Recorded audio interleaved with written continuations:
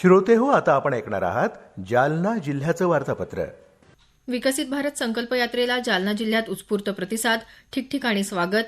अवकाळीमुळे जिल्ह्यात सुमारे 70,000 हेक्टर क्षेत्रावरील पिकांचं नुकसान आणि ग्रामस्वच्छता अभियानांतर्गत ग्रामपंचायतींना स्वच्छता पुरस्कारांचं वितरण. या आणि इतर घडामोडींविषयी आमचे वार्ताहर बाबासाहेब मस्के यांनी पाठवलेली ही माहिती.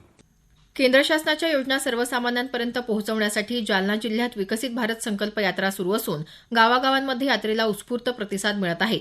यानिमित्त जिल्हा परिषदेत आयोजित कार्यक्रमात केंद्रीय राज्यमंत्री रावसाहेब दानवे यांच्या हस्ते हिरवा झेंडा दाखवून या यात्रेचा शुभारंभ करण्यात आला. पंतप्रधान नरेंद्र मोदी यांच्या नेतृत्वामध्ये 2014 ते 2023 या कालावधीत गरिबांसाठी, शेतकरी आणि तरुणांसाठी जी विकासाची कामं झाली आहेत, ही सर्व कामं जनतेपर्यंत पोहोचवण्याकरता या यात्रेची सुरुवात करण्यात आली असल्याचं दानवे यांनी यावेळी सांगितलं.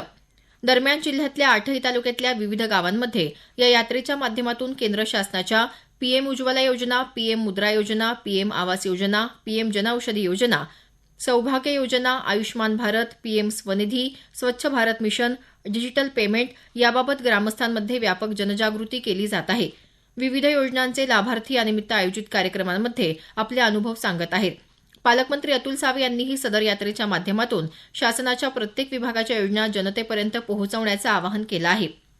आतापर्यंत जिल्ह्यातल्या 8 तालुक्यांमधल्या 102 गावांमधून यात्रेनं प्रवास केला असून सुमारे 10,000 लोकांपर्यंत शासकीय योजनांची माहिती पोहोचवण्यात आली आहे. तसंच आरोग्य शिबिरांमध्ये 1,000हून अधिक नागरिकांची तपासणी करण्यात आली आहे. जालना जिल्ह्यात मागील आठवड्यात वादळी वारा आणि विजांच्या कडकडाटासह झालेल्या अवकाळी पावसामुळे जिरायती, बागायती क्षेत्रासह फळपिकांना मोठा फटका बसला आहे. जिल्ह्यातल्या सुमारे 76,000 हेक्टर क्षेत्रावरील पिकांचं यामुळे नुकसान झालं आहे. यामध्ये 70,000 हेक्टर जिरायती, 3,298 हेक्टर बागायती आणि 2,803 हेक्टरवरील फळबागांचा समावेश आहे. जिल्ह्यातल्या द्राक्ष, डाळिंब, मोसंबी, पपई बागांना अवकाळीचा फटका बसला असून द्राक्ष बागांचं सर्वाधिक नुकसान झालं आहे. लहान मोठ्या मिळून 60 जनावरांचा मृत्यू झाला असून काही ठिकाणी घरांचीही पडझड झाली आहे. दरम्यान जिल्ह्यात अवकाळी पावसामुळे झालेल्या नुकसानीची पालकमंत्री अतुल सावे, जिल्हाधिकारी डॉक्टर श्रीकृष्ण पांचाळ यांनी पाहणी करून शेतकऱ्यांना धीर देत संवाद साधला. नुकसानग्रस्त शेतकऱ्यांना 3 हेक्टरपर्यंत भरपाई देण्याचा निर्णय शासनानं घेतला आहे. जिल्हा प्रशासनाला तातडीनं पंचनामे करून शासनाला अहवाल पाठवण्याचे निर्देशही देण्यात आले आहेत. तसंच शेतकऱ्यांना विमा कंपनीकडून तातडीनं नुकसान भरपाई मिळण्यासाठीही सर्वतोपरी प्रयत्न केले जातील, असं पालकमंत्री सावे यांनी सांगितलं. जिल्ह्यात पावसात मोठा खंड पडल्यानं खरीप हंगामातल्या पिकांचं मोठ्या प्रमाणात नुकसान झालं. नगदी पीक असलेल्या कापूस आणि सोयाबीन पिकांच्या वाढीच्या अवस्थेत पावसात 21 दिवसांपेक्षा अधिकचा खंड पडल्यानं जिल्हाधिकारी डॉक्टर श्रीकृष्ण पांचाळ यांनी पीक विमा योजनेच्या निकषानुसार अग्रिम 25% पीक विमा मिळावा याकरता अधिसूचना काढून तसा अहवाल विभागीय आयुक्तांमार्फत शासनाला सादर केला.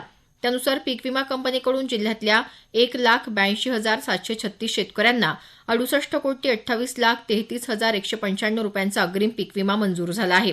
विमा रक्कम थेट शेतकऱ्यांच्या खात्यात जमा होत असून आजपर्यंत 126 कोटी रुपये वाटप पूर्ण झाल्याची माहिती कृषी विभागानं दिली आहे. स्वच्छ भारत मिशन अंतर्गत जालना जिल्हा परिषदेच्या माध्यमातून राबवण्यात आलेल्या संत गाडगेबाबा ग्रामस्वच्छता अभियान वर्ष 2020-21 आणि 2021-22 मध्ये चांगली कामगिरी करणाऱ्या ग्रामपंचायतींना विभागीय आयुक्त मधुकर राजे आर्दड यांच्या हस्ते विविध पुरस्कार देऊन सन्मानित करण्यात आलं. शासनाच्या विविध योजनांच्या माध्यमातून गावाच्या विकासाबरोबरच प्रत्येक गावानं स्वच्छतेवरही भर द्यावा असं आवाहन विभागीय आयुक्तांनी यावेळी केलं. संत गाडगेबाबा ग्रामस्वच्छता अभियान 2020-21 आणि 21-22 साठीचा प्रथम 5 लाखांचा पुरस्कार कंडारी बुद्रुक ग्रामपंचायतीला, द्वितीय 3 लाखांचा पुरस्कार मानेगाव जहांगीर तर तृतीय 2 लाखांचा पुरस्कार तांदुळवाडी ग्रामपंचायतीला देण्यात आला. मराठा आरक्षणासाठी आंदोलन उभे करणारे मनोज जरांगे पाटील यांची जाहीर सभा जालना शहरातल्या पांजरापोळ मैदानावर 1 डिसेंबर रोजी पार पडली. सभेपूर्वी शहरातल्या छत्रपती संभाजी उद्यानापासून छत्रपती शिवाजी महाराज पुतळ्यापर्यंत काढण्यात आलेल्या रॅलीत मराठा समाज बांधवांनी मोठ्या संख्येनं सहभाग घेतला. मराठा आंदोलकांवरील गुन्हे मागे घेण्यात यावेत तसंच समाजाला ओबीसी प्रवर्गातून आरक्षण देण्यात यावं या मागणीचा पुनरुच्चार जरांगे यांनी यावेळी केला. ब्राह्मण समाजासाठी परशुराम आर्थिक विकास महामंडळ स्थापन करण्यात यावं यासह अन्य मागण्यांसाठी जालना इथल्या गांधी चमन चौकात दीपक रणनवरे यांनी सुरू केलेलं आमरण उपोषण जिल्हाधिकारी डॉक्टर श्रीकृष्ण पांचाळ, पोलीस अधीक्षक शैलेश बलकवडे यांच्या यशस्वी मध्यस्थीनंतर 7 दिवसानंतर मागे घेण्यात आलं.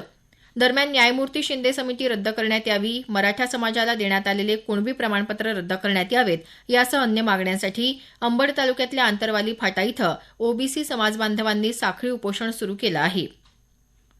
अंबड तालुक्यातल्या धाकलगाव इथं महारेशीम अभियानांतर्गत जिल्हाधिकारी डॉक्टर श्रीकृष्ण पांचाळ यांच्या प्रमुख उपस्थितीत रेशीम शेती मेळावा घेण्यात आला. बदलत्या हवामानामध्ये संरक्षित पीक म्हणून रेशीम फायदेशीर असून महारेशीम अभियानांतर्गत येत्या 20 डिसेंबरपर्यंत जास्तीत जास्त शेतकऱ्यांनी नोंदणी करण्याचं आवाहन जिल्हाधिकाऱ्यांनी यावेळी केलं. जालना जिल्ह्याचं वार्तापत्र आताच आपण ऐकलंत. या वार्तापत्राचे लेखक होते बाबासाहेब मस्के. जिल्हा वार्तापत्राचा हा कार्यक्रम आकाशवाणी औरंगाबाद केंद्राच्या प्रादेशिक वृत्त विभागानं सादर केला.